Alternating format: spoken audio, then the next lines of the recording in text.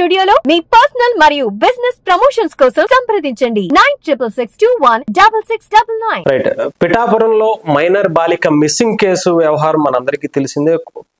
పిఠాపురం ఎమ్మెల్యేగా, ఆంధ్రప్రదేశ్ డిప్యూటీ సీఎంగా పవన్ కళ్యాణ్ గారు చాలా హుందాగా వ్యవహరించినటువంటి కేసు ఇది. నిజంగా చెప్పాలంటే ఏదో ఒక కేసు అమ్మాయి మిస్ అయిపోయింది కదా, వాళ్ళకి ఆ అమ్మాయిని వెతికి పెట్టి తీసుకొచ్చి ఇచ్చేసామన్నట్టు మాత్రమే కాకుండా చాలా బాధ్యతగా, చాలా హుందాగా వ్యవహరించినటువంటి వ్యక్తిత్వం పవన్ కళ్యాణ్ గారిది.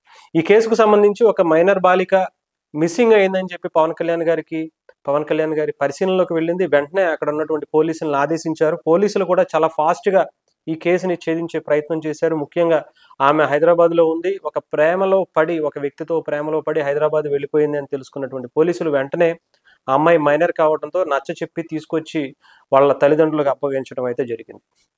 అయితే ఈ విషయాన్ని పవన్ కళ్యాణ్ గారికి కూడా పోలీసులు చెప్పడంతో సార్ ఇలా అమ్మాయి ప్రేమ వ్యవహారంలో వెళ్ళింది, సో ఆ అమ్మాయి ఇష్టపూర్వకంగానే వెళ్ళింది, సో ఆ అమ్మాయిని తీసుకొచ్చాం, మైనర్ కాబట్టి ఆ అమ్మాయికి కౌన్సిలింగ్ ఇచ్చి ఇంట్లో అయితే దింపేశాం అని చెప్పడంతో పవన్ కళ్యాణ్ గారు కూడా పోలీసులను అభినందించారు. అంతేకాకుండా ఇక్కడ పవన్ కళ్యాణ్ గారు మిగతా నాయకులకి పవన్ కళ్యాణ్ గారికి ఉన్నటువంటి డిఫరెన్స్ మనం చూడొచ్చు. 21 ఏళ్ల వచ్చే వరకు కూడా ముఖ్యంగా తల్లిదండ్రులు కూడా కొంత శ్రద్ధ వహించాలి. పిల్లలకి మంచేది చెడేది, ముఖ్యంగా ప్రేమ వ్యవహారాల్లో ఎవరు ఏంటి అంటే కొంత వాళ్ళని చనువుతో ప్రేమతో వాళ్ళని దగ్గరగా ఉంటే అన్ని విషయాలు మనకి చెప్పే అవకాశం ఉంటుంది అని చెప్పి తల్లిదండ్రులు కూడా కొంత కౌన్సిలింగ్ పవన్ కళ్యాణ్ గారు ఇచ్చారు. అలాగే పిల్లలకి కూడా ఏ తరహాలో మనం వాళ్ళకి చెప్తే బాగుంటుంది అని చెప్పి కొంతమంది పెద్దలతో కూడా మాట్లాడి స్కూల్స్ నుంచి కాలేజీల నుంచి కూడా దీన్ని ముందుకు తీసుకురావాల్సినటువంటి అవసరం ఉంది.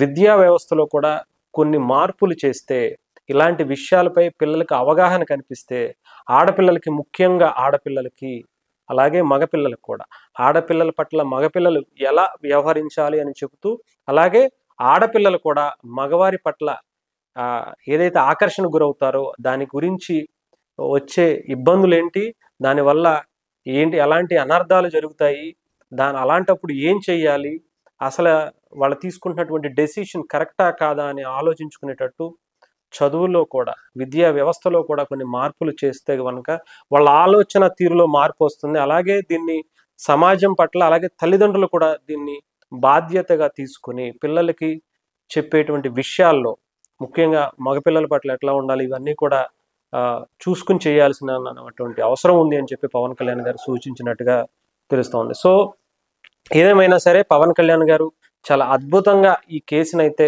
ఆయన మలుచుకున్నటువంటి తీరు, అక్కడ సమాజం పట్ల ఆయనకున్నటువంటి ప్రేమ ఏంటి అనేది కూడా మనందరికీ తెలుసు. ముఖ్యంగా మొన్న ఎవరో ఒక విలేకరు అడిగినటువంటి ప్రశ్నకు ఆయన సమాధానం ఇస్తూ సమాజంలో జరుగుతున్నటువంటి ఆడవారిపై అఘాయిత్యాల గురించి మాట్లాడుతున్నటువంటి పవన్ కళ్యాణ్ గారిని అడిగినటువంటి విషయంపై ముఖ్యంగా అక్కడ ఎదురుగా ఉన్నటువంటి ఒక లేడీ రిపోర్టర్ మీరు అక్కడ మీ మగవారి పద్య నలిగిపోతా ఉంది, ముందు ఆ అమ్మాయికి మీరు అంటే సమాజంలో ఉన్నటువంటి మీరు దాన్ని ముందుండి నడిపించాల్సింది, మీరు ముందు ఆ అమ్మాయిని అలా నలిగిపోనివ్వకుండా పక్కకి తీసుకొచ్చి ఆ అమ్మాయి కొంచెం స్పేస్ ఇస్తే బాగుంటుంది, సో మీలో ఇక్కడి నుంచే మార్పు రావాలి అని చెప్పడం జరిగింది.